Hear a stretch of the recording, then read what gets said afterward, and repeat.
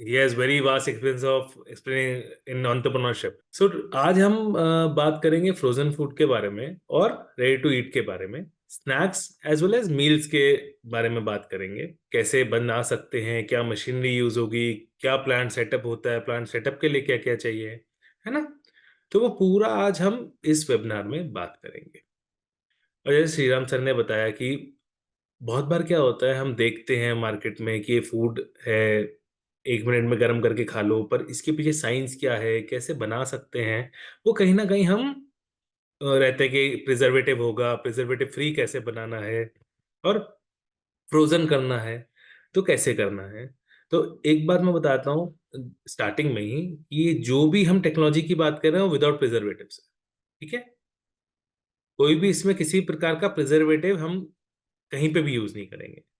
ठीक है, क्योंकि आज आज की डिमांड ही वो है। वेलकम एवरीवन, हम स्टार्ट करते हैं। तो जो बिजनेस अपॉर्चुनिटीज हैं रेडी टू ईट फूड में, आज हम दो टॉपिक्स कवर करेंगे, फ्रोजन एज वेल एज रिटॉर्ड। अब फ्रोजन तो क्या हो गया, जब हम जमा रहे हैं किसी चीज को, जब हम फ्रोजन कर रहे हैं। ठीक है, रिटॉर्ड क्या हो गया, रिटॉर्ड मतलब कि उसमें जो माइक्रो ऑर्गेनिज्म है।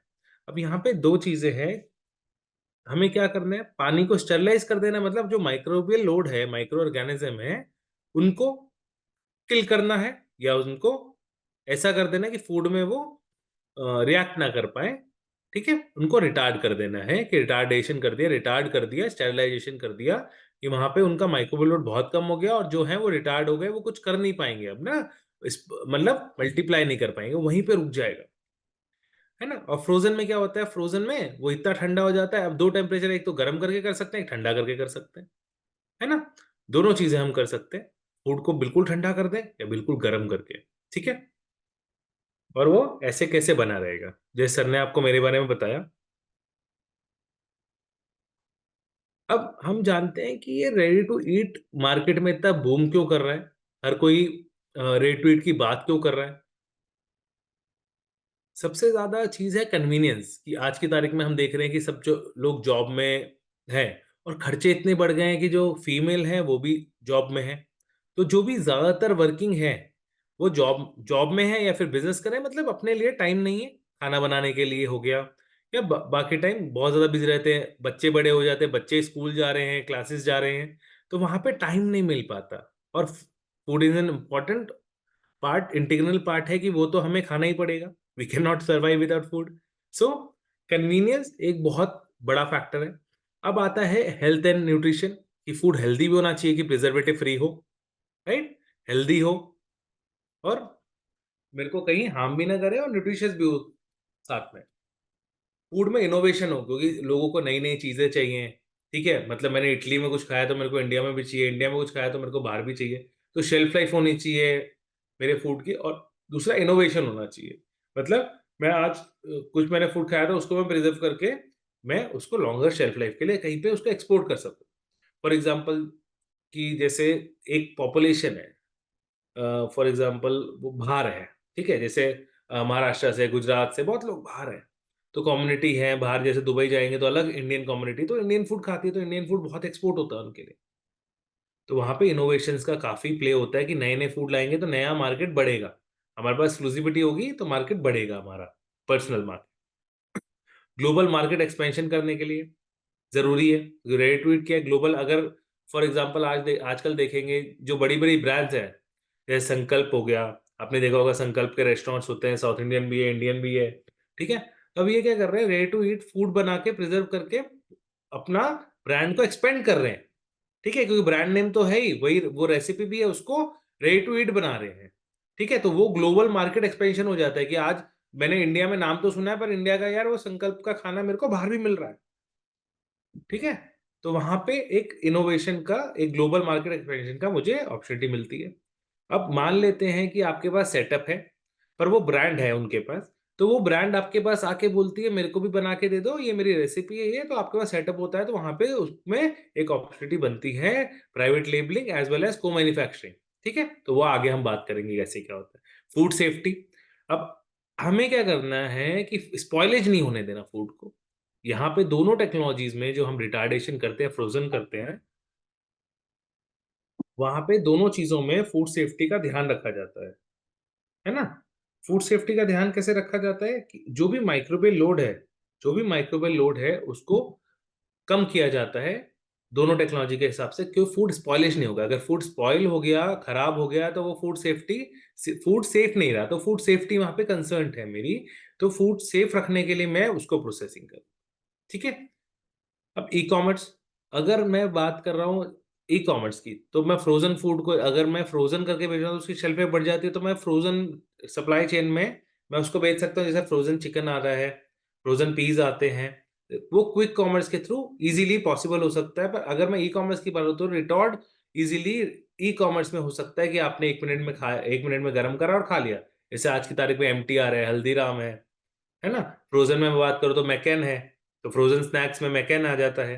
तो ऐसी ब्रांड्स हैं जो ई कॉमर्स में भी कर रही हैं, पर क्विक कॉमर्स में ज्यादा है फ्रोजन का। और रिटॉर्ड का आप किसी भी फॉर्मेट में ले सकते हैं, क्योंकि वो एम्बिएंट टेम्परेचर पे रह सकता है। अब होरेका की बात करते हैं। अगर हम QSR की बात करें, क्विक सर्विस रेस्टोरेंट जो होते हैं, फॉर एग्जांपल मैकडोनल्ड्स हो गया या कोई भी चीज हो गई, तो वो फ्रोजन टिक्की यूज कर रहे हैं। ठीक है, गरम करा, फ्राई करा, और पार्शली ऑलरेडी वो कुक्ड होती है। ठीक है। और जैसे आप उसके जो पफ्स खाते हैं वो फ्रोजन हो गया। दूसरा, आज की तारीख में जो रिटॉर्ड ग्रेवी आ रही है, जो ग्रेवीज जो हो रही है वो रिटॉर्ड आ रही है, उसमें पनीर डाला, तड़का लगाया, बेस ग्रेवी रिटॉर्ड होती है, और आपको वो सर्व कर दिया। ठीक है, तो वो इंडियन रेस्टोरेंट में वहां पे वो काम आ रहा है। राइट। तो ऐसे काफी सारी चीजें, तो 3 तरह की जैसे ग्रेवी है, रेड वाइट, है ना, रेड वाइट एंड येलो, तो तीनों को रिटॉर्ड कर दिया जाता है। तो पूरा इंडियन खाना इन 3 ग्रेवी पे बेस होता है।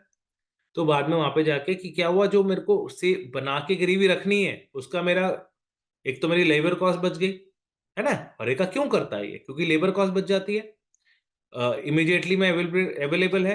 स्पॉइलेज का मेरे को दिक्कत नहीं है कि मैं स्टोर कर सकता हूँ। मुझे वहां पे मेरे को वेजिटेबल प्रॉपर जो उस चीज के लिए वेजिटेबल आती है वो मुझे खरीदने की जरूरत नहीं है। जैसे आपने सुना होगा ग्रेवी जो बनाते हैं रेस्टोरेंट में, वो जैसे फ्लक्चुएट होगा।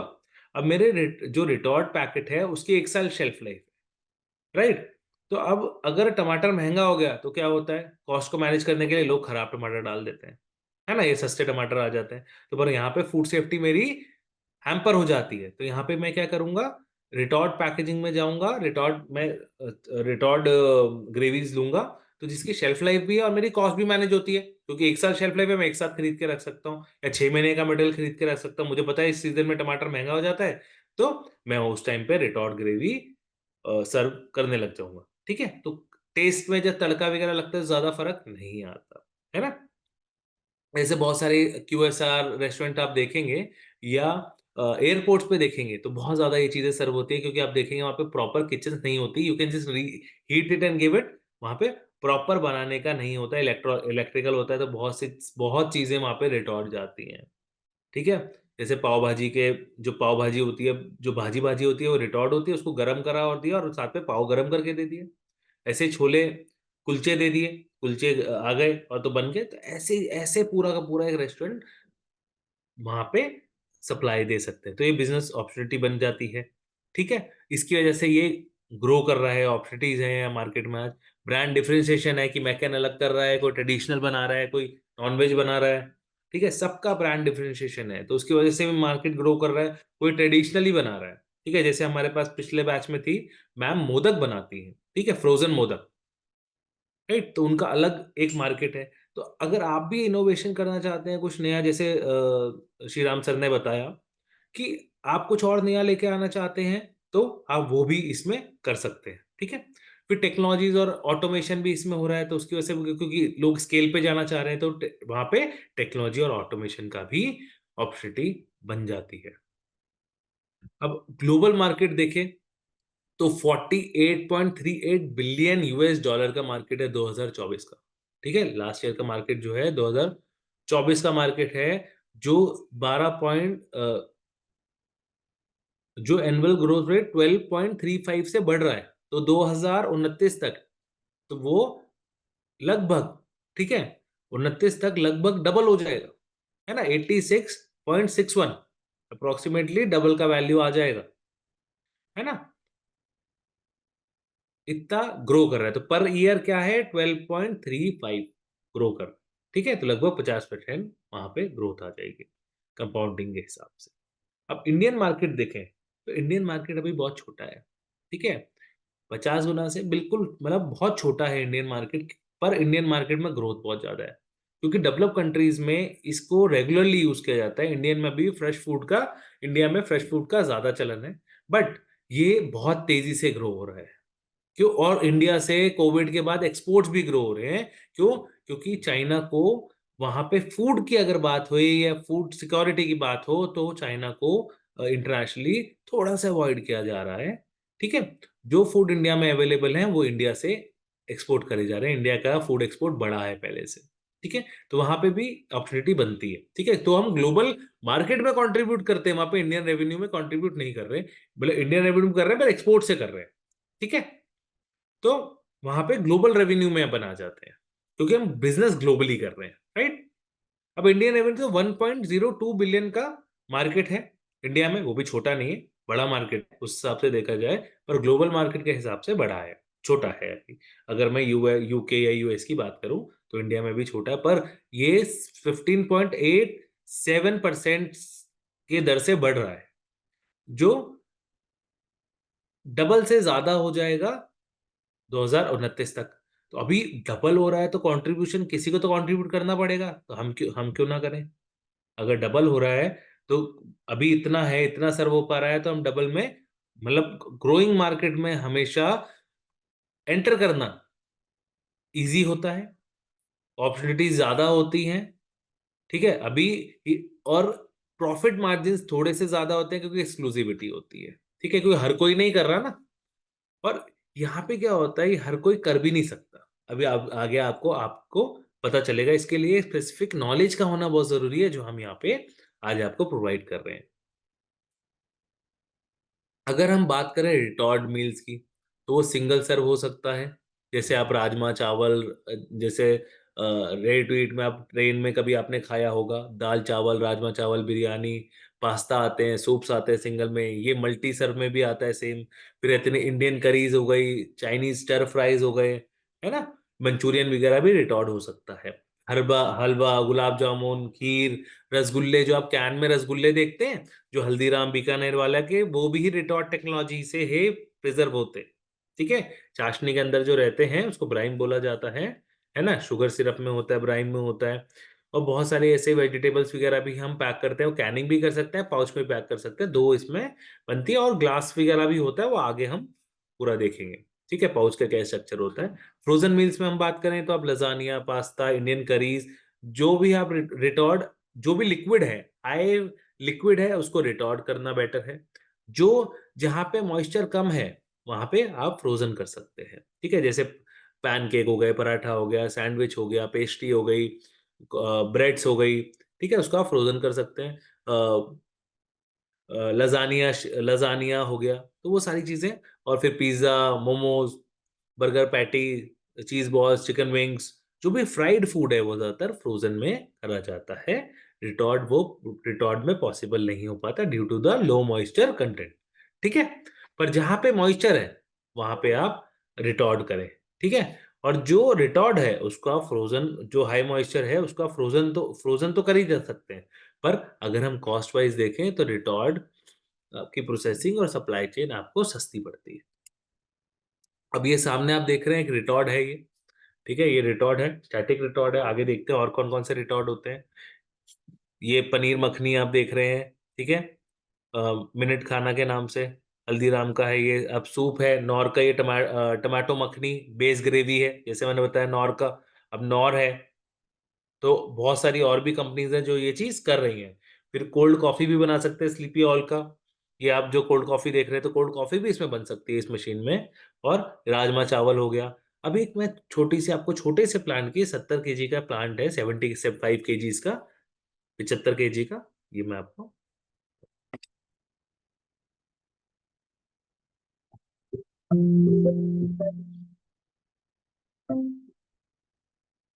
ये छोटा प्लांट है। इसमें ये मैं आपको ये बताता हूँ, ये जो नीचे आप देखेंगे यहाँ पे ट्रेज रखे हैं, स्टार्टिंग में ये जो ट्रेज रखे हैं, यहाँ पे जो ट्रेज है ना, ये यहाँ पे इसके ऐसे अंदर जाती है, ये ट्रेज में मटेरियल जमता है, ठीक है, इस ट्रेज में। वो ट्रे उस रिटॉर्ड की, ये फिलिंग मशीन है और ये पाउच पैकेजिंग मशीन है। जैसे इसके अंदर जो पाउच आता है वो यहाँ पे सील होगा और फिर वो इसमें जाके स्टेरलाइज हो। ये रिटॉर्ड का एक छोटा प्लांट है जो इनिशियली, मतलब छोटा नहीं कह सकते, इसमें 4 से 5 बैच हो जाता है, तो लगभग आप 400 किलो मटेरियल पर डे बना सकते हैं। ये इसका स्काडा है, स्काडा बेस्ड सिस्टम है पूरा, आप देख सकते हैं ऑटोमेटिक, पूरा टच स्क्रीन पैनल है ये, टच स्क्रीन से पूरा ऑपरेट होता है।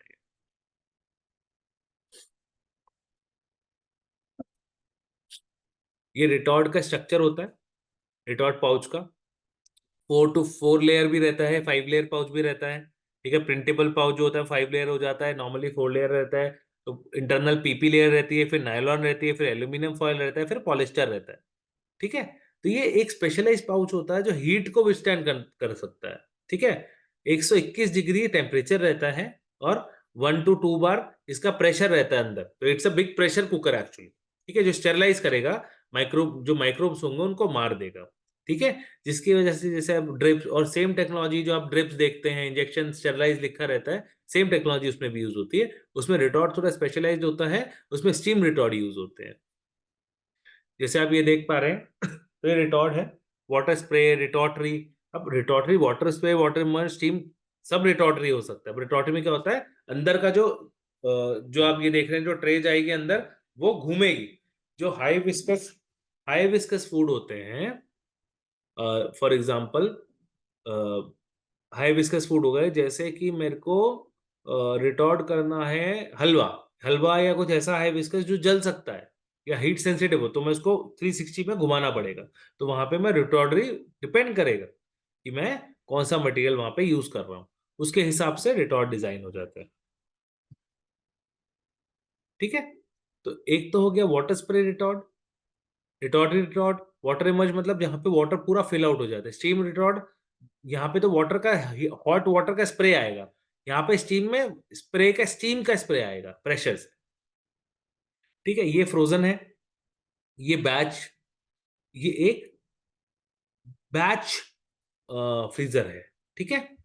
ये IQF है, कंटिन्यूस IQF है, कंटिन्यूस प्रोसेस होता है। जैसे आप देख रहे हैं, तो यहाँ पे मटेरियल गया और यहाँ से बाहर आ रहा है, यहाँ पे आप देख रहे हैं ये वॉश होके यहाँ से मटेरियल जा रहा है, ये मटेरियल ब्रोकली है, ये ब्रोकली गई और ब्रोकली यहाँ से बाहर आ रही है ऐसे फ्रोजन होके, ठीक है, और यहाँ पे कलेक्ट हो जाएगी।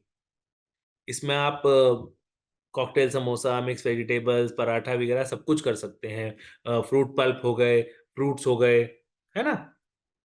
जो भी स्टिकी चीजें होती हैं वो ज्यादातर IQF में करी जाती हैं। जो नॉर्मल बैच में होता है वो बैच में किया जाता है, जो स्टिकी नहीं होती ज्यादातर, मतलब नहीं तो साथ में वो जम सकती हैं, ठीक है।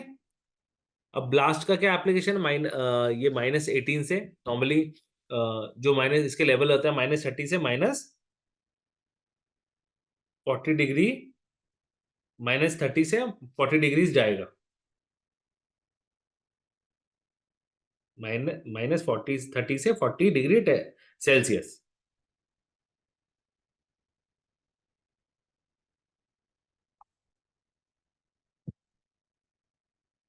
और इसमें, हाँ, इसमें एप्लीकेशन होती है फ्रोजन मीट, आप मीट कर सकते हैं, फ्रूट्स कर सकते हैं, वेजिटेबल प्रिपेयर्ड मील्स कर सकते हैं, ठीक है। तो फ्रेशनेस रहेगा, टेक्सचर क्रूशियल है यहाँ पे। और फिर आ जाता है क्रायोजेनिक, अगर हम बात करें तो यहाँ पे क्या होगा, लिक्विड नाइट्रोजन और कार्बन डाइऑक्साइड यूज होगा एज अ फिक्सेंट, ठीक है। इसके थ्रू निकलेगा, वहां पे तो एयर हो गई, यहाँ पर आपका लिक्विड नाइट्रोजन या कार्बन डाइऑक्साइड, ठीक है, लिक्विड कार्बन डाइऑक्साइड की बात कर रहे हैं हम यहाँ पे। फिर IQF मैंने जैसे दिखाया, तो वो कंटिन्यूस प्रोसेस है, सेम प्रोसेस है पर यहाँ पे कंटिन्यूस होता है, ठीक है। ज्यादातर जो सेपरेटली बिल्कुल दाना दाना चाहिए वो IQF में ज्यादा अच्छे से आता है, ठीक है। अगर हम बात करें सेटअप का, कि मेरे को सेटअप करना है, चाहे मैं रिटॉर्ट करूं चाहे मैं IQF करूं, वो डिपेंड करेगा उसकी कैपेसिटी पे बेसिकली। मैंने एक यहाँ पे हाइपोथेटिकल वैल्यूज ली हैं, जो अप्रॉक्स वैल्यूज है, ठीक है। तो रेंट होगा, जो लीज होगा वो डिपेंड करेगा सिटी या लोकेशन पे, बट अप्रोक्सीमेट 20 से आपको 40,000, 20 से 50,000 पर मंथ वहाँ पे अपना रेंट मान लिया। फिर रिनोवेशन चार्ज जब हम इंस्टॉलेशन करवा रहे हैं तो वहाँ पे ड्रेनेज हो गया, वॉल हो गया, या यूटिलिटीज हो गई वहाँ पे प्रॉपर नहीं बनी हुई है, या मैं इंस्टॉलेशन कर रहा हूँ, इलेक्ट्रिकल कनेक्शंस करवा रहा हूँ, तो मेरा 1 लाख से 2 लाख रुपए का खर्चा वहाँ पे लगेगा। फिर अगर जो मेन इक्विपमेंट है, मतलब ब्लास्ट फ्रीजर, IQF, रिटॉर्ड, है ना, तो वहां पे मेरा खर्चा बैठता है 10 लाख से 30 लाख रुपए के आसपास। ठीक है, अब वो डिपेंड करेगा मैं कौन किस कंपनी का लूंगा, इंपोर्टेड लूंगा, इंडियन मेड लूंगा। ठीक है, वो पूरा डिपेंड करता है। फिर जैसे अगर मैं बात करूं फ्रीजर की, तो कितनी वॉल थिकनेस है, SS ले रहा हूँ मैं, वॉल प्लास्टिक वॉल थिकनेस ले रहा हूँ, अंदर इंडक्शन कितना है, मुझे क्या मटेरियल करना है, मेरे को एयर फ्लो कैपेसिटी क्या चाहिए, तो वो मटेरियल के हिसाब से थोड़ा डिफर होता है वहां पे। ठीक है, जो आपने रिटॉर्ट देखा, जो मैंने आपको दिखाया, तो वो अप्रोक्सीमेटली आपका सिर्फ रिटॉर्ट की बात करें तो 10 से 12 लाख का आपका रिटॉर्ट आता है, बाकी इक्विपमेंट अलग आते हैं। ठीक है, डिपेंड करता है। तो पूरा एक अगर हम रिटॉर्ट की बात करें तो आपका 18 से 20 लाख रुपए में एक प्लांट लगता है, जो मैंने आपको दिखाया। ठीक है, छोटे प्लांट की हम बात कर रहे हैं यहाँ पे। अब हम आ जाते हैं पैकेजिंग मटेरियल पे। Packaging material, sorry, packaging machinery है। तो पैकेजिंग मशीनरी, सीलिंग मशीन, जैसे लेबलिंग मशीन, वैक्यूम पैकेजिंग करनी पड़ रही है, वो डिपेंड करेगा आप अ, कौन सा प्रोडक्ट बना रहे हैं। तो अप्रोक्सीमेट आइडिया है कि आपका 1.5 लाख से तीन 3 लाख रुपए तक वहां पे आ जाता है। ठीक है, तो फिलिंग मशीन आ गई, जैसे मैंने आपको जो प्लांट दिखाया वहां पे फिलिंग मशीन है, और एक आपकी सीलिंग मशीन है, तो वो पैकेजिंग के अंडर आ जाती है। तो अप्रोक्सीमेटली 1.5 से 2 लाख आप उसका मान के चलिए। ठीक है, फिर मेरे अब आ जाते हैं अदर इक्विपमेंट्स। अब मैं कुकिंग करूंगा, मेरे को ग्रेवी कुक करनी है, कुकिंग केटल लूंगा, मुझे पार्शियल फ्राइंग करनी है, या मेरे को आलू का कुछ बनाना है तो मैं आलू की पीलिंग मशीन लूंगा, फिर कटिंग मशीन लूंगा, डाइसिंग करनी है, ब्लांचर लूंगा। तो इनिशियल जो मेरे स्टेजेस हैं, मैं वॉश करूंगा, फिर रेफ्रिजरेशन यूनिट मेरे को लेना पड़ेगा, नहीं लेना पड़ेगा, यूटेंसिल्स कितने लेने पड़ेंगे, वो डिपेंड करेगा इनिशियल मैं क्या बना रहा हूँ उसकी कॉस्ट पे। तो एक हाइपोथेटिकल कॉस्ट है वो। ठीक है, अब लाइसेंसिंग के ऊपर आ जाते हैं कि स्टेट लाइसेंस और अ, में FSI का लाइसेंस लगेगा और मेट्रोलॉजी का लाइसेंस लगेगा। और अगर आप इंडस्ट्रियल एरिया में कर रहे हैं तो वहाँ पे NOCs होती हैं, जैसे पोल्यूशन NOC, वो सब हमको लेना पड़ता है। ठीक है, ओके। सो जो लाइसेंसिंग होती है, मेट्रोलॉजी कल कॉस्ट हो गई। ठीक है, मेट्रोलॉजी लाइसेंस होता है तो वो अप्रोक्सीमेटली 10,000 रुपये तक हो जाता है। तो लाइसेंस कॉस्ट, जो स्टेट लाइसेंस कॉस्ट होती है वो 2 से 3 हजार रुपये होती है। ठीक है, और जो सेंट्रल लाइसेंस कॉस्ट होती है वो 7,500 से 10,000 रुपये के बीच होती है ना। और मेट्रोलॉजी लाइसेंस वो डिपेंड करता है स्टेट वाइज। ठीक है, और जैसे हम यहाँ पे बात कर रहे हैं, ठीक है, वो रेंट आपका पूरा 100% डिपेंड करता है, आपका खुद का एरिया तो रेंट आपका लगेगा नहीं, राइट। रिनोवेशन कॉस्ट भी डिपेंड करेगा कि आपका सेटअप है, जो आप न्यूली कंस्ट्रक्ट कर रहे हैं, तो वहां पे रेनोवेशन कॉस्ट उसमें आ जाएगा। ठीक है, यहाँ पे जो मेन इक्विपमेंट है, अगर इंडियन लेंगे, इंपोर्टेड लेंगे, तो वहां पे आपका कॉस्ट वहां पे वो डिपेंड करता है। ठीक है, पैकेजिंग मशीन आपके, अगर मैं मान मान के चलूँ, तो आप अपन जैसे इंडियन मेड लेते हैं या चाइनीज में मशीनें लेते हैं, तो हर मशीन का कॉस्ट वहां पे डिपेंड करता है। सस्ती मशीन भी आती है, महंगी मशीन भी आती है। ठीक है, जो ऑल ओवर मशीनरी कॉस्ट है 12 से, है ना, तो वो हमें इवेलुएट करना पड़ेगा कि आप क्या प्रोडक्ट बनाना चाह रहे हैं और कितनी उसकी वैल्यू है। तो कितना बड़ा प्लांट लगाएं या कितना छोटा लगाएं। तो इसमें सब्सिडीज भी होती हैं गवर्नमेंट की, है ना, जैसे PMFE स्कीम है, आपको विदाउट एनी कोलेटरल आपको लोन मिल जाता है। दूसरा, इसमें 35% की फ्लैट सब्सिडी है। ठीक है, कोई मतलब जेंडर का भेदभाव भी नहीं है और क्लास का भी भेदभाव नहीं है। ठीक है, तो MSME स्कीम में 35% आपको सब्सिडी मिल जाती है। तो जो भी आपका कॉस्ट रहता है, ठीक है, जो भी आपको ऑल ओवर कंस्ट्रक्शन, अगर खुद का लैंड है तो कंस्ट्रक्शन पे भी सब्सिडी है।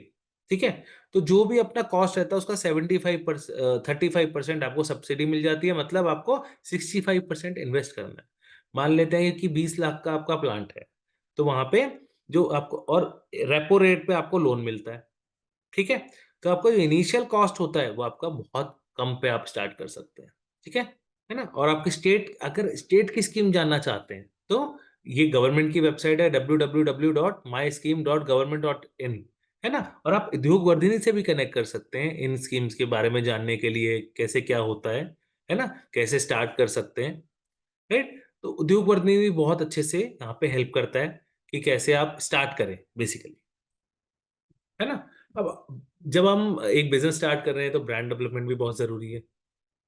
ब्रांड डेवलपमेंट भी बहुत इम्पोर्टेंट है यहाँ पे, कि ब्रांड की इमेज कैसे बनाएँ, ब्रांड आइडेंटिटी कैसे करें, डेवलपिंग इफेक्टिव मार्केटिंग स्ट्रैटेजी कैसे बनाएँ, प्रोडक्ट को लॉन्च कैसे करें, डिजिटल मार्केटिंग स्ट्रैटेजी कैसे बनाएँ, है ना? तो जैसे अगर मुझे ब्रांड इमेज बनाना है, सबसे पहले मैं क्या बना रहा हूँ, है ना? जैसे मैंने एग्ज़ाम्पल ले लिया, मेरे को मोदक बनाने हैं फॉर एग्ज़ाम्पल, ठीक है? अब मेरे को पता है मेरे को फेस्टिवल सीज़न में ज़्यादा अट्रैक्शन मिलेगा, तो मैं क्या करूँगा उसकी एक कैसे बनाऊँगा स्ट्रैटेजी कि जब मैं जैसे गणेश जी का दिन होता है, ठीक है? मंगलवार और बुधवार, है ना? तो मैं उस टाइम पे एड्स चलाऊँगा, उस टाइम पे ज़्यादा फ़ोकस रहूँगा कि मुझे पता है कि उस टाइम पे लोग ज़्यादा खरीदेंगे, है ना? या फिर मैं त्योहार के टाइम पे ज़्यादा एड्स चलाऊँगा, तो भी मेरी मार्केटिंग स्ट्रैटेजी होगी, मैं उसके इर्द-गिर्द करूँगा, ठीक है? और मैं लोगों को बोलूँगा एज़ अ प्रसाद नहीं आप डेली खा सकते हो, तो मेरे को एंट्री करना है, लोगों को बताना है कि ये खा के देखो अच्छा है। तो प्रसाद के तौर पे बोलूँ तो मेरी अलग-अलग स्ट्रैटेजी बन जाएगी, या मैं मिठाई के तौर पे बोलूँ, त्योहार बनाने के तौर पे बोलूँ, तो उसके हिसाब से। अगर मैं फॉर एग्ज़ाम्पल मैं पिज़्ज़ा बेच रहा हूँ, ठीक है? मैं फ्रोज़न स्नैक्स बेच रहा हूँ फॉर एग्ज़ाम्पल मैं मैकैन हूँ, मैं मैकैन तो मैकैन का आप क्या देखते हैं, है ना? क्या एक ब्रांड इमेज आता है कि एक जॉयफुल ब्रांड है, बच्चों के लिए भी है, स्माइली वाला है ना? पोटैटो गेम खा के बहुत क्रिस्पी होगा, तो ब्रांड से अगर मैं हल्दीराम का ब्रांड इमेज देखूँ तो क्या ट्रेडिशनल है, इंडियन है, ठीक है? इंडियन खाना बनाएगा वो, है ना? वो स्नैक्स और कॉकटेल समोसा बनाएगा, है ना? चीज़ बाइट्स नहीं बनाएगा, कॉकटेल समोसा बनाएगा, तो वो ब्रांड के साथ आपका जाना चाहिए, तो ब्रांड इमेज है ना? You got my point? तो जब आप ब्रांड इमेज बना रहे हैं, तो आपको ये ध्यान रखना है कि वो प्रोडक्ट मतलब प्रोडक्ट से वो ब्रांड झलकना चाहिए। ठीक है? प्रोडक्ट देखेगा तो ब्रांड का याद आना चाहिए और ब्रांड देखेगा तो प्रोडक्ट का याद आना चाहिए। तो दोनों को रिलेट करके। उसी के हिसाब से आप मार्केटिंग स्ट्रैटेजी डेवलप कर सकते हैं प्रोडक्ट लॉन्च के लिए कि मैं प्रोडक्ट लॉन्च कर रहा हूँ। आपको अगर ये थॉट क्लियर है तो ईज़िली आप एक मार्केटिंग स्ट्रैटेजी बना पाएँगे। उसके हिसाब से आप जैसे जो रीच है टारगेट ऑडियंस को रीच करना है, तो आपको आज ये पता है कि आपका टारगेट ऑडियंस कौन है, ये चीज़ कौन खाएगा, ठीक है? वो आप मार्केट सर्वे छोटा-सा मार्केट सर्वे करके भी इवैल्यूएट कर सकते हैं, कि किनको ज़्यादा चीज़ ये पसंद आती है, यंगस्टर्स को आती है या मदर्स को आती है ना? तो वो ऐज वाइज़ आप निकाल सकते हैं यार इतने से इतने ऐज कि मदर की इतने से इतने ऐज होती है या बच्चों के लिए है तो आपको मदर को टारगेट करना पड़ेगा। है ना? बच्चों का तो आप डिजिटल आइडेंटिटी होती नहीं है पर्सनली, तो 18 प्लस का है, बहुत सारे साइन्स होते हैं, तो मदर का फ़ोन यूज़ करते हैं ज़्यादातर बच्चे, राइट? अगर हम सोचे तो वही चीज़ है, तो आपको मदर को टारगेट करना पड़ेगा अगर बच्चों को टारगेट करना है और मदर को भी टारगेट करना पड़ेगा अगर बच्चों को खिलाना है तो। अगर मदर को पसंद आया तो बच्चों को वो लेके खिलाएँगे, तो वो वाली वहाँ पे स्ट्रैटेजी में काम आएगा। अब यहाँ पे हम देखते हैं जो ब्रांडिंग मार्केटिंग स्ट्रैटेजीज़ तो हमने देख ली, ठीक है? इसके साथ-साथ जब ब्रांडिंग मार्केटिंग स्ट्रैटेजीज़ बना रहे हैं, तो वहाँ पे हमें जब भी ब्रांडिंग या मार्केटिंग स्ट्रैटेजी बना रहे हैं, वो डिपेंड करेगा सेल्स चैनल्स पे, ठीक है? अब ये सेल्स चैनल क्या-क्या होती है, ठीक है? अगर हम ये देखें कि डी2सी क्या है, ठीक है? डी2सी ये बी2बी क्या है? चलिए बी2बी की बात करें, बिज़नेस टू बिज़नेस। अब बिज़नेस टू बिज़नेस क्या है कि मैं किसी रेस्टोरेंट को बेच रहा हूँ, वो बिज़नेस है, वो कंज्यूमर को बेचेगा, मैं होरेका को बेच रहा हूँ। होरेका का फुल फॉर्म क्या होता है? Hotel, restaurant, catering. Hotel, restaurant, catering. तो मैं अगर उसको बेच रहा हूँ, वो आगे बेच रहा है, तो मैं रेस्टोरेंट को बेचूँगा, ग्रेवीज़ हो सकता है बहुत सारी या मैं किसी एक्सपोर्टर को बेच रहा हूँ, एक्सपोर्ट मर्चेंट को बेच रहा हूँ, वो आगे एक्सपोर्ट कर रहा है, डायरेक्ट कंज्यूमर को नहीं बेच रहा हूँ मैं और मैं किसी के लिए प्राइवेट लेबल कर रहा हूँ, ठीक है? मैं किसी के ब्रांड में बना के माल दे रहा हूँ, तो उसको प्राइवेट लेबलिंग बोलते हैं, तो वो बी2बी बिज़नेस हो जाते हैं। ये तीनों बी2बी बिज़नेस के एग्ज़ाम्पल्स हैं। अगर आप खुद का बिज़नेस प्लांट लगाते हैं, तो आप बी2बी बिज़नेस तो कर ही सकते हैं। और आपको बिज़नेस स्टार्ट करना है, ठीक है? तो आप किसी और से भी प्राइवेट लेबल करवा सकते हैं, को-मैन्युफैक्चरिंग अपनी रेसिपी भी देके, पर वो क्रिटिकल रहता है थोड़ा कि पर आप अपनी रेसिपी देके भी किसी से मटेरियल बनवा सकते हैं जिसका प्लांट हो और आपका प्लांट है तो आप भी किसी के लिए वैसे बना सकते हैं। तो ये बिज़नेस स्टार्ट करने के लिए ज़रूरी नहीं है आप आज प्लांट लगाएँ, राइट? आप बिज़नेस स्टार्ट कर सकते हैं किसी और के साथ को-मैन्युफैक्चरिंग भी करवा के, ठीक है? तो अगर ये तो हो गया बी2बी अगर आपको बी2सी बिज़नेस करना है, डी2सी करना है तो आप प्राइवेट लेबल करवा सकते हैं वहाँ पे, ठीक है? अब बी2बी में क्या है? मैन्युफैक्चर है, डिस्ट्रीब्यूटर के पास गया मैं, डिस्ट्रीब्यूटर बनाया, होलसेलर हुआ, रिटेलर हुआ, कंज्यूमर के पास गया। ठीक है, इसमें जरूरी नहीं है होलसेलर भी बनाए, सिर्फ डिस्ट्रीब्यूटर चैनल बना सकते हैं, सिर्फ होलसेलर चैनल भी आप बना सकते हैं, डिपेंड करता है। ठीक है, कि होलसेलर चैनल से जाना है, डिस्ट्रीब्यूटर चैनल से जाना है। ठीक है, ये विस्तार में हम आगे बात करेंगे इसमें, जब हम कोर्स की बात करेंगे तो पूरा इसमें कोर्स में सारी चीजें कवर करी गई हैं। अब जनरल B2B में जनरल ट्रेड क्या है? जनरल ट्रेड है कि मैं डिस्ट्रीब्यूटर बना रहा हूँ, ठीक है, वो रिटेलर को बेचेगा, रिटेलर कंज्यूमर को। मॉडर्न ट्रेड क्या है? अब मॉडर्न ट्रेड है कि जैसे डी मार्ट है, वी मार्ट है, बहुत सारे ऐसे मार्ट्स हैं जिनके ऑल ओवर इंडिया मार्ट्स है ना, ऑल ओवर इंडिया मार्ट्स है कि मेरे को सेंट्रलाइज सिस्टम है उनके पास, मेरे को तो एक कंपनी को बेचना है और वो सब जगह अपने आप इंटीग्रेटेड सप्लाई सप्लाई करेगी। ठीक है, मैं बिलिंग जो करूंगा एक ही कंपनी को करूंगा, वो मल्टीपल दुकान पे खुद करेगी, तो as a distributor, as a सब कुछ वही एक्ट करेगी, तो वो मॉडर्न ट्रेड सिस्टम में आ जाता है कि मैं एक को बेच रहा हूँ, that is called a modern trade. ठीक है, जो भी हाइपर मार्ट से मान लेते हैं कोई, जैसे आप देखते हैं आजकल कि अ, एक ही कंपनी है जिसके 10 मार्ट है एक ही जगह पे, है ना, ऐसा आजकल चल रहा है, तो उसको मॉडर्न ट्रेड बोल देते हैं। अब B2B की बात, B2C की, D2C की बात करें तो मैन्युफैक्चरर अपनी वेबसाइट के थ्रू, मार्केट प्लेसेस के थ्रू जब बेचता है उसको बोलते हैं हम D2C। ठीक है, कि डायरेक्ट कंज्यूमर के पास वो प्रोडक्ट पहुंच रहा है, कंज्यूमर देख रहा है। इसमें क्या रहता है D2C में, आप कभी भी प्राइस में आपका हाथ में रहता है। ठीक है, प्राइसिंग आपके हाथ में, ऊपर नीचे करके आपके हाथ में, पर यहाँ पे क्या होता है कि पूरा मार्जिन स्ट्रक्चर सेट होता है, तो बहुत इतना इजी नहीं होता है। यहाँ पे मार्जिन स्ट्रक्चर आपके हाथ में, कितना डिस्काउंटिंग देना है, कितना नहीं देना है, यहाँ पे पूरा चेन है। तो यहाँ पे थोड़ी सी मुश्किल होती है वहां पे, पर यहाँ पे बहुत इजी है कि कभी मेरे को सेल चलाना है, बहुत इजी है। ठीक है, तो ये आज की बातें थी जो हमने करी। अब किसी के कोई क्वेश्चंस हैं तो पूछ सकता है।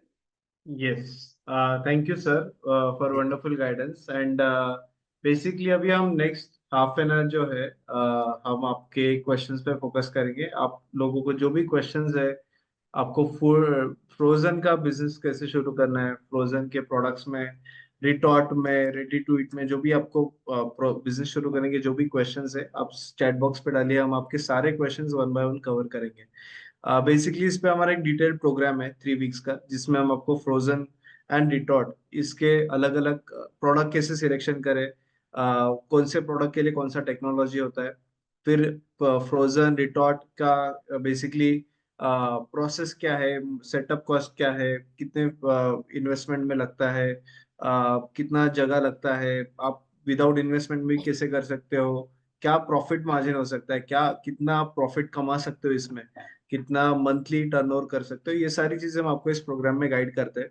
एंड ये सारा अंडर वन रूफ हम आपको प्रोवाइड करते हैं, ये सारा गाइडेंस।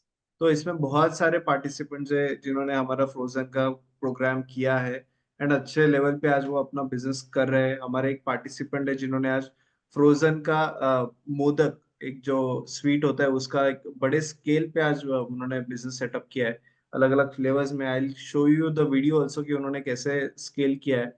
एंड इस पे हमारा जो प्रोग्राम है काफी मेटिकुलसली डिजाइंड है कि इस प्रोग्राम में आपको सारे इनपुट्स हम आपको प्रोवाइड कर रहे हैं। तो रेडी टू ईट इंडस्ट्री, इसके मशीनरीज, फिर उसके लिए क्या टेक्नोलॉजी होती है, प्रोसेस क्या है, रेसिपी क्या है, प्रोडक्ट डेवलपमेंट कैसे करें, ये सारी चीजें हम आपको गाइड करते हैं हमारे इस प्रोग्राम में। सो ये हम आपको इन द मीन टाइम कुछ लोग के कोर्स के बारे में क्वेश्चंस आए, मैं क्विकली कोर्स के क्वेश्चंस कवर करता हूँ और फिर उसके बाद आपके जो भी क्वेश्चंस है, ऑलरेडी कुछ क्वेश्चंस आए कि इसमें पीस कैसे करें, फ्रीज ब्लास्ट कैसे करें, बहुत सारे टेक्निकल क्वेश्चंस भी है, हम सारे क्वेश्चंस कवर करेंगे। बिफोर दैट कुछ लोगों के कोर्स के प्रोग्राम है, इसका प्रोग्राम के मैं इंफॉर्मेशन शेयर करता हूँ and then will move to the Q&A section. So हमारा ये जो ready to eat and frozen food processing का जो प्रोग्राम है, ये 3 वीक्स ड्यूरेशन है। हमारा नया बैच 5 फरवरी से स्टार्ट हो रहा है एंड इसका ड्यूरेशन है 3 वीक्स। तो ये 3 वीक्स हर रोज लाइव होगा इवनिंग में। हम इस प्रोग्राम में आपको एकदम स्टार्ट पूरा प्रोडक्ट सिलेक्शन से लेके, क्योंकि आपको प्रोडक्ट सिलेक्ट करके आना चाहिए, वो प्रोडक्ट का मार्केट साइज क्या है, डोमेस्टिक मार्केट का क्या साइज है, इंटरनेशनल मार्केट क्या साइज है, वहां से हम आपको पूरा गाइडेंस करते हैं। क्षितिज सर को 200 से ज्यादा रेडी टू ईट प्रोडक्ट बनाने का प्रैक्टिकल एक्सपीरियंस है। तो वो अलग अलग प्रोडक्ट रेसिपीज इसके बारे में आपको गाइड करेंगे। अलग अलग लेवल के ने सेटअप किए, 1 लाख से लेके मल्टी करोड़ के सेटअप सर ने किए, तो वो भी आपको गाइड करेंगे। एंड आपको इस प्रोग्राम के साथ आपको एक ऐसा कम्युनिटी का एक्सेस मिलेगा जिसमें अक्रॉस इंडिया के हमारे सारे फूड के पार्टिसिपेंट एक दूसरे के साथ कनेक्टेड है। तो इस प्रोग्राम में हम आपको रेडी टू ईट, शुरुआत से मैं आपको क्या हम आपको क्या क्या गाइड करेंगे। तो first is ready to eat, जिसमें हम आपको ओवरव्यू देंगे पूरे इस इंडस्ट्री का, इसका मार्केट साइज क्या है। फिर उसके बाद क्या क्या टेक्नोलॉजीज होती है रेडी टू ईट में, ये हम आपको गाइड करेंगे। फिर इसमें टेक्निक्स एंड इक्विपमेंट क्या लगते हैं, फिर इसमें कॉमन फ्रीजिंग मेथड्स है, एयर ब्लास्ट फ्रीजिंग है, क्रायोजेनिक फ्रीजिंग है, प्लेट फ्रीजिंग है, ये हम आपको गाइड करेंगे। फिर उसके बाद ओवरव्यू ऑफ इक्विपमेंट्स की, इसमें टनल फ्रीजर्स है, स्पाइरल फ्रीजर्स है, आईक्यूएफ है, वो पूरा हम आपको गाइड करेंगे। एंड प्रिंसिपल्स क्या होते हैं फ्रीजिंग के, यहाँ से शुरुआत करेंगे। फिर इसके बाद टेक्निक्स एंड इक्विपमेंट, टेक्निक्स क्या होती है रिटॉर्ट के लिए, तो कॉमन रिटॉर्ट सिस्टम क्या है, रिटॉर्ट के इक्विपमेंट क्या है, रिटॉर्ट स्टरलाइजेशन क्या होता है, ये हम आपको गाइड करेंगे। पैकेजिंग टेक्निक्स क्या होती है, पैकेजिंग मटेरियल्स है अलग अलग फ्रोजन के लिए, रिटॉर्ट के लिए। तो अलग अलग मटेरियल्स एंड उनका इफेक्ट क्या होता है, उनका सप्लाई चेन कैसे बिल्ड करना है, ये हम आपको गाइड करेंगे। फिर उसके बाद हम आपको फूड इंडस्ट्री के क्वालिटी एंड सेफ्टी कंसर्न्स क्या होते हैं, इसके बारे में गाइड करेंगे। फिर मार्केट एंड कंज्यूमर ट्रेंड क्या है, नए नए इनोवेशंस क्या आ रहे हैं रेडी टू ईट में, लोगों के क्या परसेप्शंस है, लोग खा रहे हैं या नहीं खा रहे, अगर खा रहे हैं तो कौन से प्रोडक्ट्स खा रहे हैं, रेडी टू ईट के बारे में ऐसे कौन से प्रोडक्ट्स है कि जो टॉप सेलिंग है, ये हम आपको पूरा गाइड करेंगे।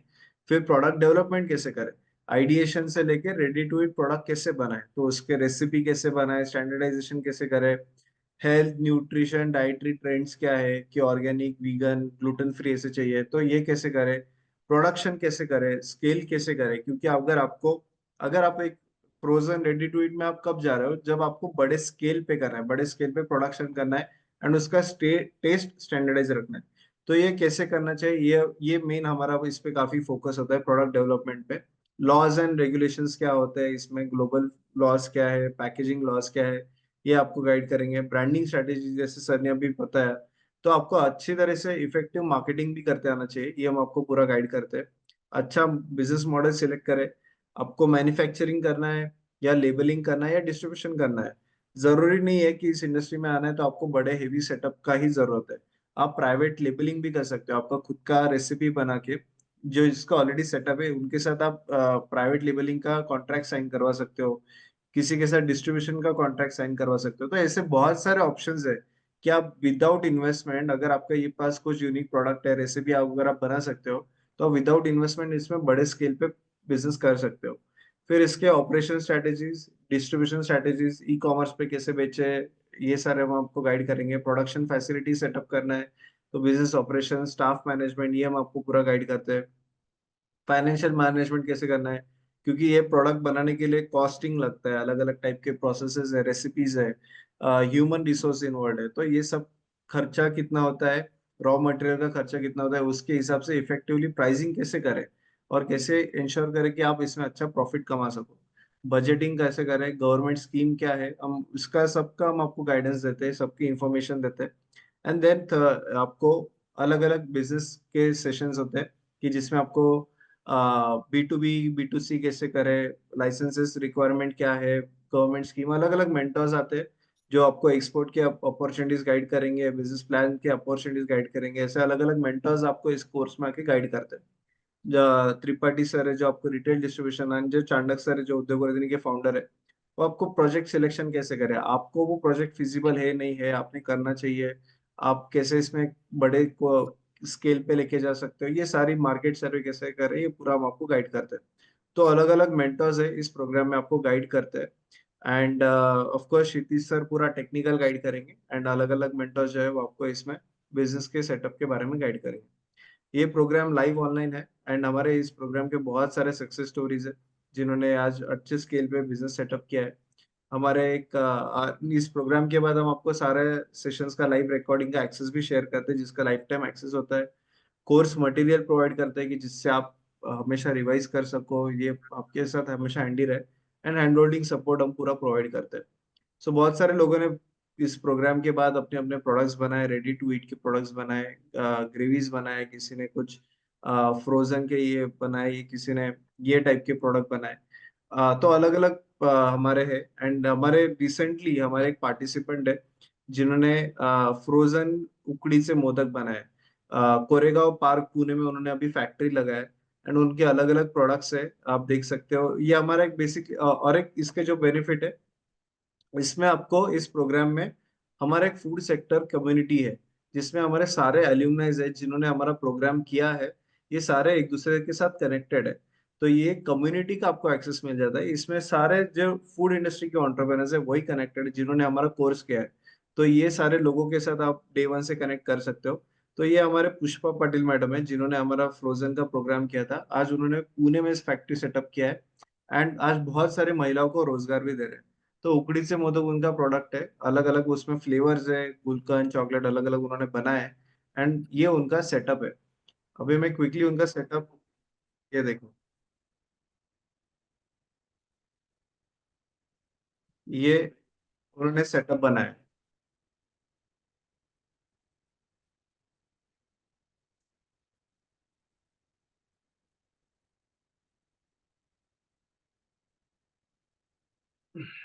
ये थोड़ा मराठी में वीडियो है।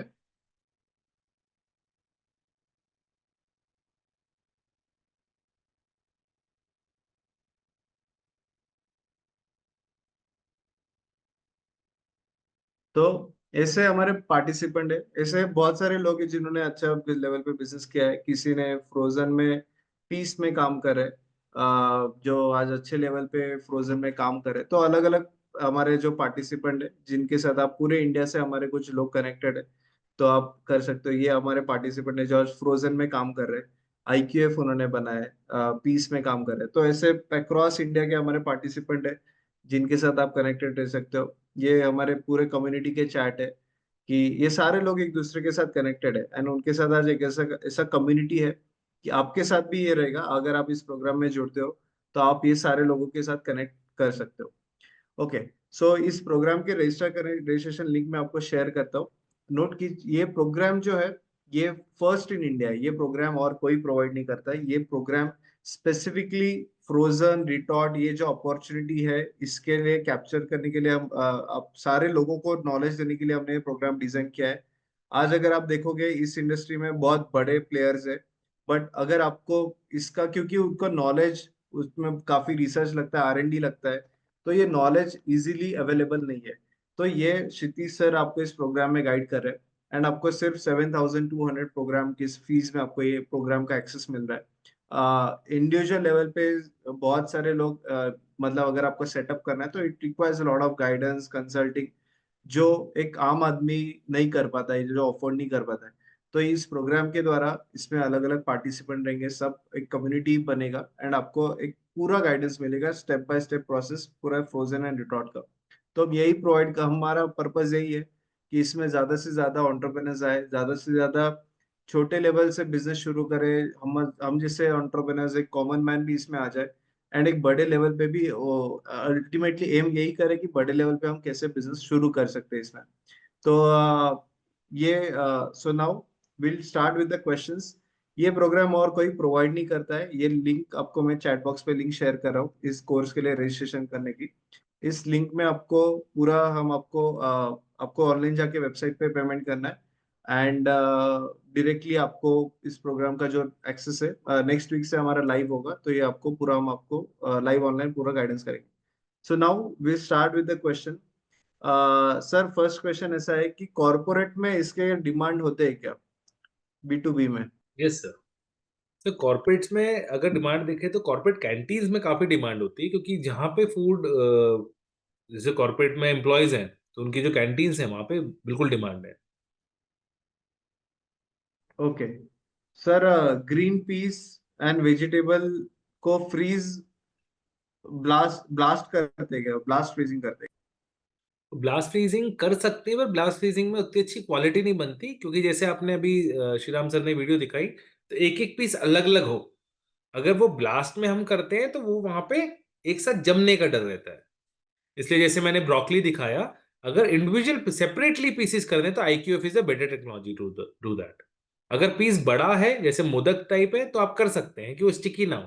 पर वेजिटेबल्स में क्या होता है, जब ब्लांचिंग करते हैं उसके बाद उसमें थोड़ा सा पानी रह जाता है, जिसकी वजह से वो साथ में जुड़ने का, जमने का डर रहता है वहां पर।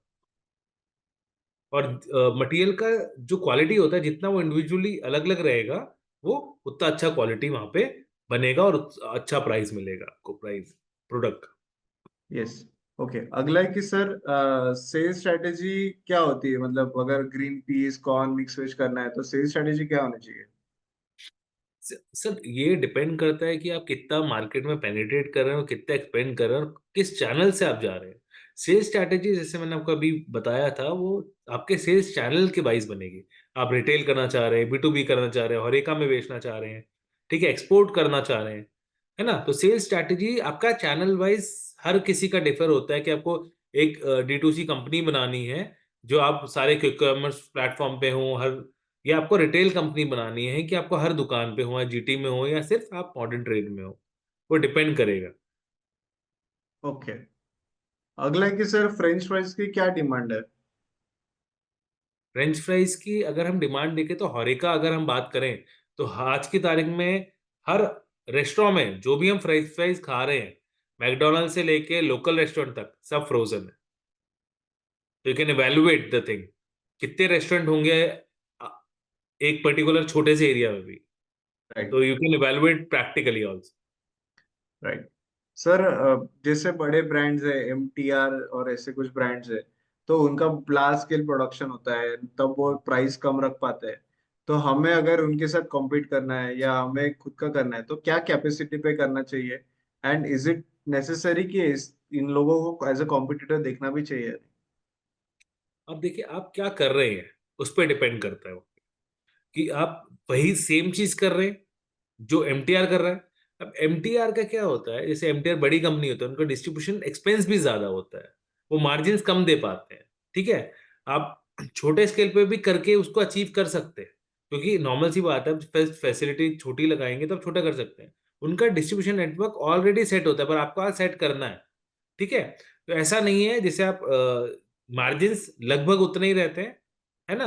अब वो स्केल होता है कि हम क्या प्रोडक्ट बना रहे हैं, ठीक है, उसका जो कॉस्ट निकलता है उस पर डिपेंड करता है। वो सारी सारी चीज जो बनाने पे है, अगर आप एक्सक्लूसिविटी कर रहे हैं, मतलब आप ऐसी चीज बना रहे हैं जो बड़े कंपटीटर बनाते ही नहीं है, तो आप पहले ही आपने ऐसा एक स्टेप ले लिया है कि आप एक्सक्लूसिव है मार्केट में, उनके पास तो है ही नहीं, तो आप उनसे आपको आप कंपेयर कैसे करेंगे, है ना। तो अब वो आप वो चीज कर सकते हैं अगर आप छोटी कैपेसिटी में जाना चाह रहे हैं। अगर आप बड़ी कैपेसिटी में जाना चाह रहे हैं और आप compete करना चाह रहे हैं, ठीक है, अब वहां पे compete करने के लिए ऐसा नहीं है कि आपको बिल्कुल ही बड़ा प्लांट लगाना है और सब कुछ करना है। आपको पहले ये डिफाइन करना है कि आपको बेचना कितना है और कितना एरिया कैटर करना है, और कित क्योंकि आपका सिर्फ मशीनरी पे इन्वेस्टमेंट नहीं लगेगा, आपका पैकेजिंग मटेरियल, आपकी जो फिक्स कॉस्ट है, पैकेजिंग मटेरियल हो गया, आपका रॉ मटेरियल हो गया, जितने भी फिक्स जितने भी इनडायरेक्ट एक्सपेंस है, और उतनी जितना मटेरियल बनाएंगे उतनी ज्यादा मार्केटिंग करनी पड़ेगी, वहां पे भी कॉस्ट लगेगा उसको बेचने के लिए। तो एक बिजनेस मॉडल सिर्फ मशीन कॉस्ट या उससे नहीं बनता, यहाँ पे सारी की सारी कॉस्ट को इकट्ठा करके फिर बनाया जाता है। तो ऐसा नहीं है कि MTR पर से कम्पीट, आप अपने एरिया में MTR से, जैसे एक मैं आपको लेमन एग्जांपल देता हूँ, जैसे बालाजी आया, बालाजी वेफर कुछ सालों में बहुत बड़ा बन गया, है ना। We agree on that, right. तो उन्होंने क्या करा, सबसे पहले गुजरात को पकड़ा, गुजरात को पूरा पेनिट्रेट करा, ठीक है। तो आप अपने एरिया का MTR बन सकते हैं पहले, फिर आप पूरे देश को कैटर कर सकते हैं, right. Thank you. Yes. Yes, correct. अगला है कि sir freeze drying machine for frozen fruit कहाँ से खरीदा है? वो थोड़ा हम कोर्स में तो गाइड करेंगे, मशीनरी कौन सा लगाना है, कॉस्ट उसके बारे में। सर चपाती को रिटॉट करना है या फ्रोजन रखना है? दोनों चीज कर सकते हैं। अच्छा। फ्रोजन में ज्यादा बेट, अगर पराठा है, चपाती आप कर सकते हैं, पराठा आप फ्रोजन कर सकते हैं, आप रिटॉर्ट में नहीं आता प्रॉपर टेक्सचर। ओके। सर कौन सा टेक्नोलॉजी अच्छा है, फ्रीजिंग या हॉट ड्रायर? फ्रीजिंग या फिर हॉट ड्रायर। Hot dryer. हाँ, ऐसा क्वेश्चन है, हॉट ड्रायर टेक्नोलॉजी। यहाँ पे मैं समझ नहीं पाया हॉट ड्रायर का मतलब। अच्छा। ओके। हाँ, पर अगर तो मैं रिटॉर्ड और फ्रोजन में बात करूं, तो दोनों टेक्नोलॉजी के अपने एडवांटेजेस अपने डिसएडवांटेजेस है। वो कोर्स में हमने पूरा कवर करा है वैसे, पर आप जो रिटॉर्ट के पाउचेज है वो आप एम्बिएंट टेम्परेचर पे रख सकते हैं, आपको फ्रोजन में सप्लाई चेन चाहिए। पर अगर मैं बात करूं टेक्सचर वाइज, तो टेक्सचर अगर मेरी ग्रेवी है तो ग्रेवी में मुझे टेक्सचर तो चाहिए नहीं, क्रंच चाहिए नहीं। अगर मेरे को बाइट चाहिए तो मेरे को फ्रोजन में जाना पड़ेगा। ठीक है, क्योंकि सिर्फ हाई लिक्विड, जो हाई लिक्विड मटेरियल्स हैं वहां पे रिटॉर्ट ज्यादा सक्सेसफुल है। अगर मेरे को कोई स्नैक करना है लो, जैसे मैंने स्टार्टिंग में बताया था लो फ्लूइड प्रोडक्ट है, तो मैं उसको फ्रोजन में लेके जाऊंगा। Okay okay. यस।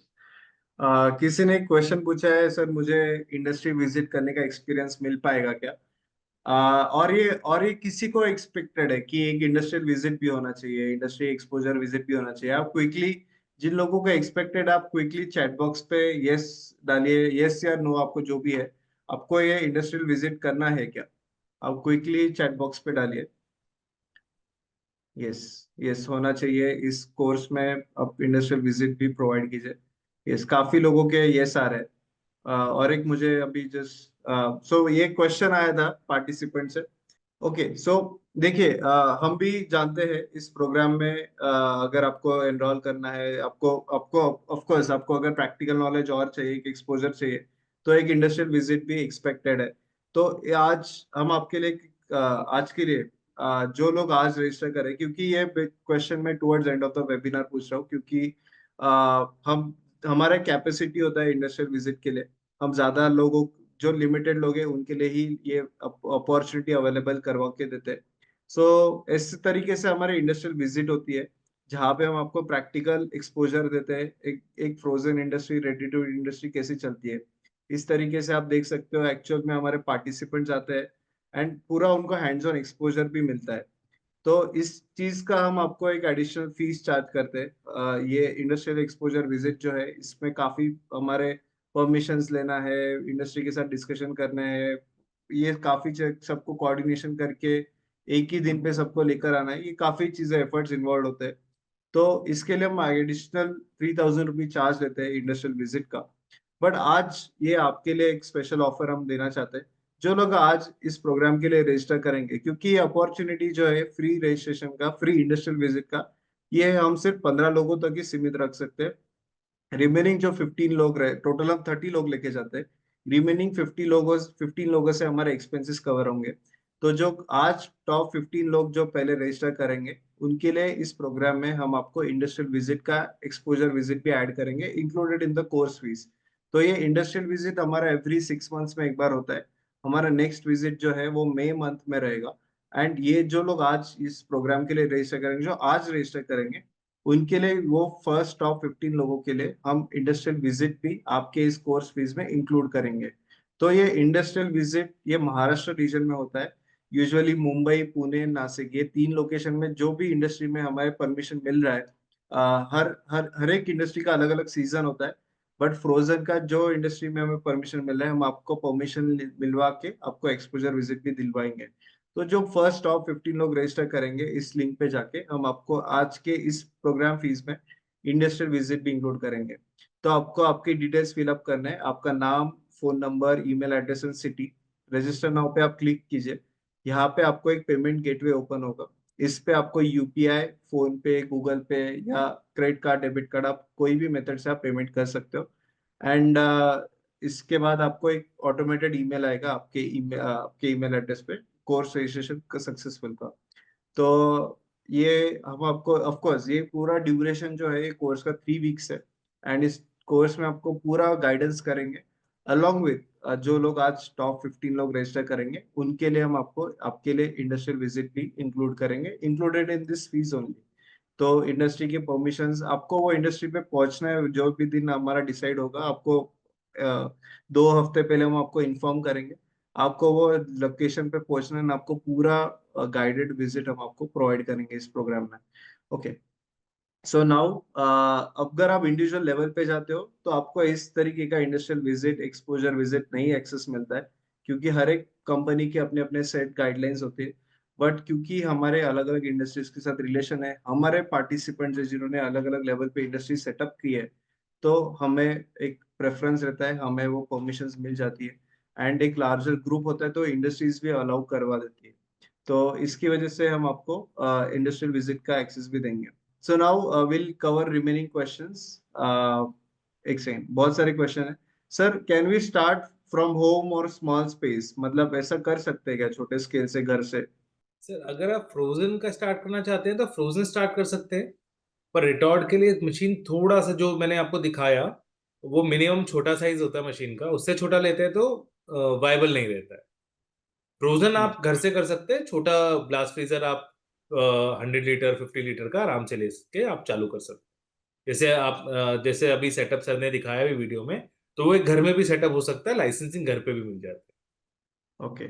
और सर ऐसा कर सकते हैं क्या कि हम इंडस्ट्री के साथ पार्टनर करें एंड हमारी रेसिपी हो, हमारा प्रोडक्ट हो, उनके साथ वो बनवा के लें? बिल्कुल कर सकते हैं sir. Okay.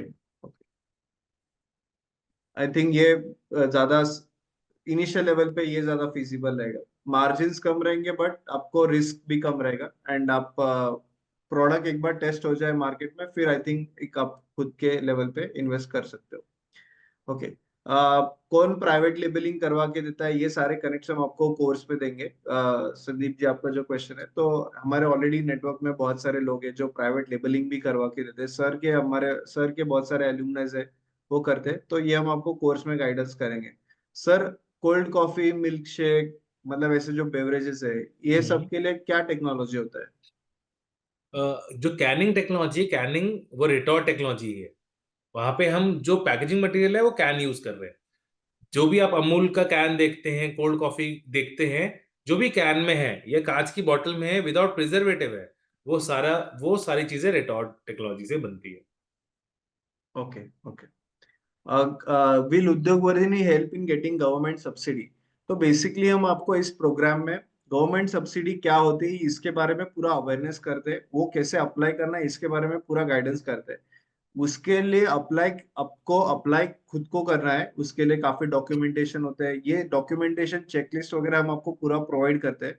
But of course along with, अगर आपको कोई सर्विस चाहिए हमारे मेंटर्स के द्वारा, हमारे सर्विस प्रोडक्ट्स के द्वारा, तो हम आपको उसमें भी पूरी सहायता करते हैं। हमारे नेटवर्क के थ्रू जो भी आपके सर्विस प्रोवाइडर्स है हमारे, उनके थ्रू आप अप्लाई कर सकते हो गवर्नमेंट सब्सिडी। इस प्रोग्राम में आपको पूरे सब के बारे में अवेयरनेस करवाते हैं, क्योंकि बहुत से लोग इंडस्ट्री सेटअप करने के बाद उनको पता चलता है कि अरे इसमें 40-50% इन्वेस्टमेंट सब्सिडी भी थी इसमें गवर्नमेंट के द्वारा। बट वो इन्वेस्टमेंट करने के बाद उनको पता चलता है जब वो उसका लेवरेज नहीं ले सकते।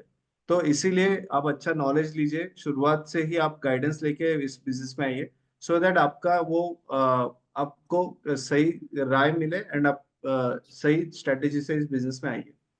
ओके। अगले कुछ क्वेश्चन है सर, हम और रिमेनिंग कुछ क्वेश्चंस लेते हैं। Just one second.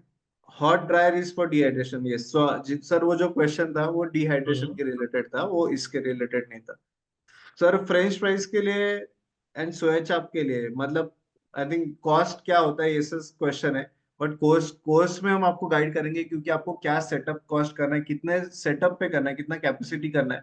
बट अगर आप क्विकली इसमें क्या क्या चीजें होती है इन्वॉल्व, सोया चाप करना है या फ्रेंच फ्राइज करना है, तो क्या टेक्नोलॉजी में करना चाहिए, ओवरव्यू दे सकते हो? देखिए, चाप जो है, चाप आप ब्लास्ट फ्रीजर में भी कर सकते हैं। बहुत से ऐसे लोग हैं दिल्ली वगैरह में जो फ्रोजन चाप कर रहे हैं। अब आप चाप रिटॉर्ड में भी कर सकते हैं। जो कैन में चाप आता है वो रिटॉर्ड में होता है। तो आपको किस टेक्नोलॉजी में करना है उस पर डिपेंड करेगा। दोनों में टेक्सचर अच्छा रहता है। कैन चाप भी आप देखते होंगे बहुत सारे रेस्टोरेंट भी यूज करते हैं। कैन में आता है, ब्राइन के अंदर आता है, सॉफ्ट रहता है। फ्रोजन में करते हैं थोड़ा सा हार्ड हो जाता है। तो वो डिपेंड करेगा पूरा का पूरा कैसे लॉन्च करना है। अगर हम फ्रेंच फ्राइज की बात करें तो वो फ्रोजन में ही पॉसिबल हो पाता है, क्योंकि लो मॉइस्चर है। पर हम ब्राइन में, क्योंकि इंडिविजुअली ग्रेवी में जाना है, उसको मैरिनेट करना है, वो मॉइस्चर रहेगा तो चाप और ज्यादा टेस्टी रहता है। ओके।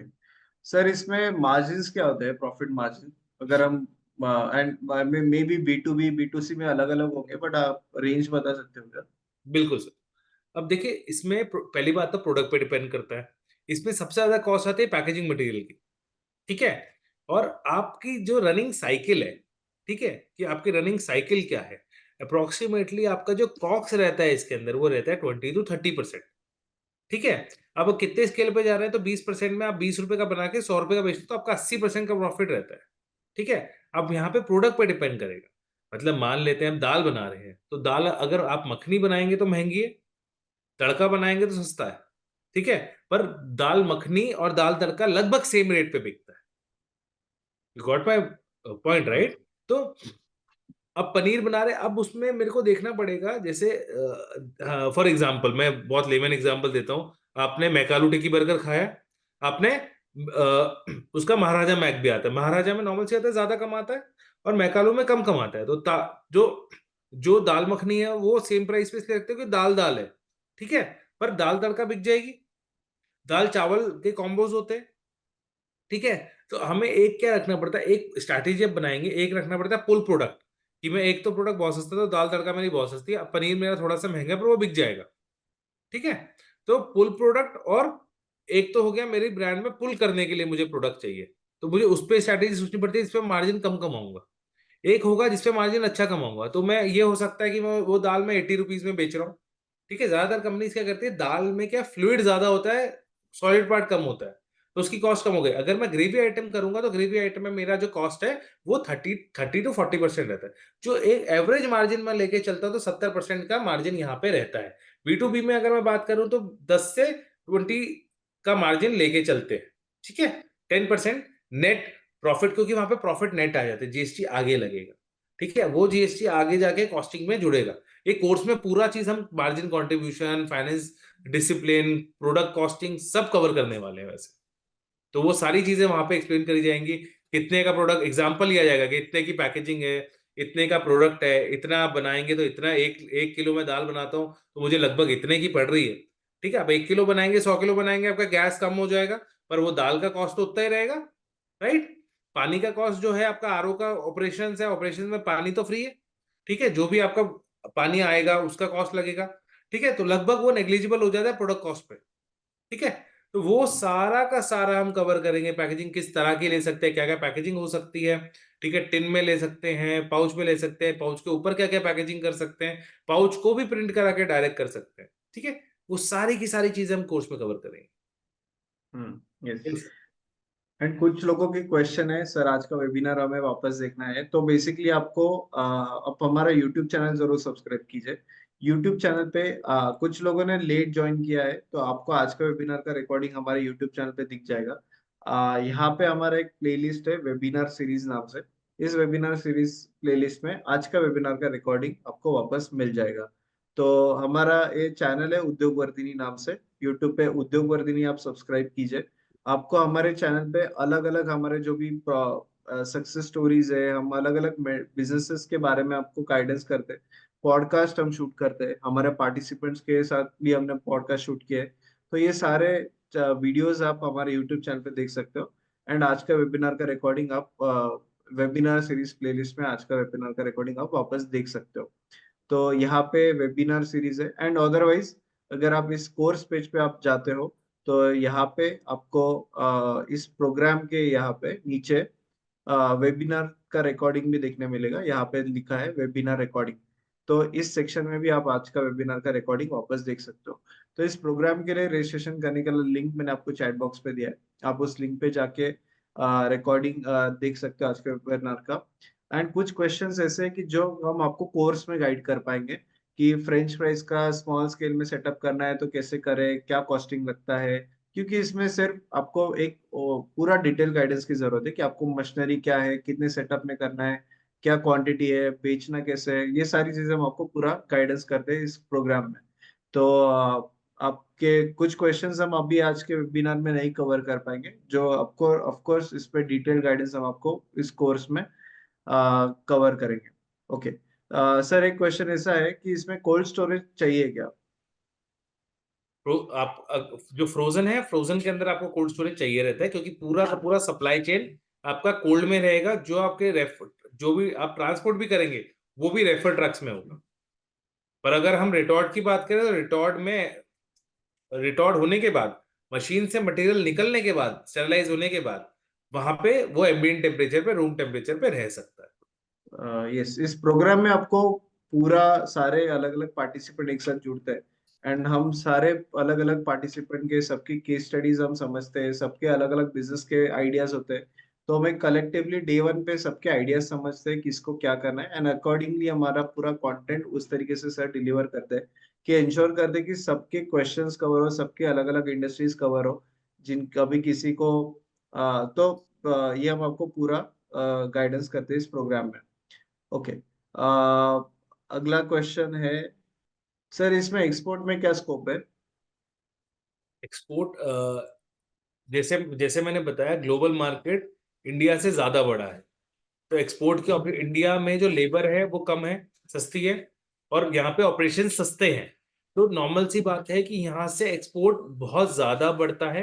क्यों? क्योंकि बाहर इंडियन पॉपुलेशन भी ज्यादा है। तो इंडियन टेस्ट एक्सपोर्ट का, रेडी टू ईट में अगर पर्टिकुलरली बात करें, तो सब बहुत ज्यादा एक्सपोजर है। फॉर एग्जाम्पल, अगर मैं बीकाजी की बात करूं, तो बीकाजी पूरी फ्रोजन रेंज बनाता है, पर इंडिया में नहीं बेचता, डायरेक्ट एक्सपोर्ट करता हम्म। है, जस्ट फॉर करेक्ट। एग्जाम्पल। तो करेक्ट। आप बीकाजी सर्च भी करेंगे फ्रोजन फूड तो मिलेगा आपको ऑनलाइन, पर आपको कहीं देखने को नहीं मिलेगा कभी भी। राइट।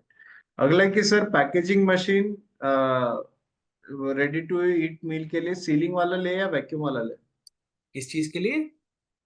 पैकेजिंग मशीन सीलिंग वाला ले या वैक्यूम वाला ले रेडी टू ईट के लिए? रेट वीट में प्रोडक्ट पे डिपेंड करता है। अच्छा। अभी स्पेसिफिकली नहीं बोल सकते, वो प्रोडक्ट पे डिपेंड करता है टोटली। और रेट वीट में फ्रोजन में जाना है या किस में जाना है, उस पर डिपेंड करेगा, प्रोडक्ट पे डिपेंड करेगा। ओके। एंड मील्स है, मतलब बेसिकली मील्स है, रेडी टू ईट मील्स है, तो वो प्रोडक्ट वहां स्पेसिफिक पे अलग तो, अलग है। वहां पे रेडी टू ईट मील है, तो आप डायरेक्ट आप उसमें जा सकते हैं। मैं बता देता हूँ वैक्यूम कहाँ पे यूज करते हैं। ठीक है, वैक्यूम हम वहां यूज करेंगे जहां पे एयर या ऑक्सीजन होने से मेरे प्रोडक्ट का कलर चेंज हो जाएगा। अगर मेरा नॉनवेज है, तो नॉनवेज में आपने देखा होगा बहुत बार फ्रोजन भी होता है, रिटॉर्ड भी होता है। तो बिल्कुल बिल्कुल सील, बिल्कुल एयर नहीं रहता, क्योंकि कलर का प्रॉब्लम है। अगर मैं देखूंगा कि मेरा जो कॉर्न कॉर्न होता है, कॉर्न फ्रोजन में भी आता है, कॉर्न मेरा रिटॉर्ड में भी आता है, पर वो दोनों वैक्यूम में रहता है। क्यों? क्योंकि येलोइश कलर फेड आउट होना चालू हो जाता है, ऑक्सीडाइज होना चालू हो जाता है। जहां पे मेरे को ऑक्सीजन से या एयर से प्रॉब्लम है, वहां पे मैं वैक्यूम का इस्तेमाल करूंगा। अगर मैं रेडी टू ईट में मील में बात करूं, तो मैं वहां पे मसाले वगैरह यूज करता हूं, तो वहां से वो कलरेशन हो जाता है, कलर आ जाता है ऑलरेडी। तो वहां पे कलर मटेरियल का फेड आउट होने के चांस नहीं है, तो मुझे वहां पे वैक्यूम की जरूरत नहीं है। हम्म। ओके। यस, और दो रजिस्ट्रेशन अभी जस्ट आए हैं। आरती त्रिवेदी आपका रजिस्ट्रेशन आया है मुंबई से, एंड राजेश सावंत आपका रजिस्ट्रेशन आया है गुजरात से। So great, I think we have already 3 registration जो इस प्रोग्राम में ज्वाइन करना चाहते हैं, अलग अलग सारे अलग अलग लोकेशन से भी है। एंड जो आज लोग टॉप 15 जो लोग रजिस्टर करेंगे, फर्स्ट 15 उनके लिए ही हम इंडस्ट्रियल विजिट इंक्लूडेड रहेगा। अदरवाइज इसका हम अलग से, हमारा वो प्रोडक्ट होता है तो जिसका 3000 हम चार्ज करते हैं। बट आज जो टॉप 15 लोग रजिस्टर करेंगे उनके लिए ये फीस में इंक्लूडेड रहेगा इंडस्ट्रियल विजिट, जिसमें आपको एक्चुअल में ये प्रोसेस मशीनरी इंडस्ट्री कैसे चलता है, और जो एंटरप्रेन्योर चलाते हैं उनके साथ आपको इंटरेक्शन करने मिलेगा। ग्रुप में सारे जो पार्टिसिपेंट आएंगे, तो उन आपका एक ग्रुप जो भी फॉर्म होगा, तो आपको सबके साथ आपस में भी नेटवर्किंग करने का मौका मिल जाएगा। ओके। इस प्रोग्राम के लिए रजिस्ट्रेशन करने का सिंपल प्रोसेस है, मैंने ऑलरेडी वेबसाइट का लिंक दिया है आपको, इस वेबसाइट पे लिंक जाके रजिस्टर करना है। शैलेंद्र चौहान जी, आपका रजिस्ट्रेशन शायद आया होगा, अगर आपने पहले किया है तो प्लीज हमें ईमेल कर दीजिए। मैं अभी के जो रजिस्ट्रेशन होता हूँ वो अभी आए हैं। तो अभी जो 3 लोगों ने रजिस्टर किया मैं उनके नाम अभी ले रहा हूँ। अगर आपने एडवांस में वेट लिस्ट में रजिस्ट्रेशन किया होगा, तो प्रोबेबली आपका रजिस्ट्रेशन भी आ चुका होगा। तो अगर आपने कब किया है उस पे आपका डिपेंड है। ओके। अगला क्वेश्चन है sir, yes I think we have covered all the question. Sir, एक ऐसा है कि मिनिमम इन्वेस्टमेंट आपने बताया है कि अलग अलग इसमें सेटअप कॉस्ट वगैरह ये सारा वेबिनार में किया है, तो हमने शुरुआत में कैसे करना चाहिए, शुरुआत कैसे करनी चाहिए इस इंडस्ट्री में, आप क्या रिकमेंड करोगे? देखिए, फ्रोजन में अगर आपको शुरुआत करना है, तो आप अगर इनोवेटिव में गौरमे रेंज में जाना चाहते हैं, ठीक है, तो आप फ्रोजन में गौरमे रेंज में आप खुद का भी ब्लास्ट फ्रीजर लगा सकते हैं। ठीक है, आप हर चीज फ्रोजन कर सकते हैं जो आपके आसपास आपको खाने की मिलती है। ठीक है, रिटॉर्ड में ग्रेवीज वगैरह में आप कर सकते हैं। अब छोटा प्लांट लगा के, मिनिमम जो 70-75 केजी का प्लांट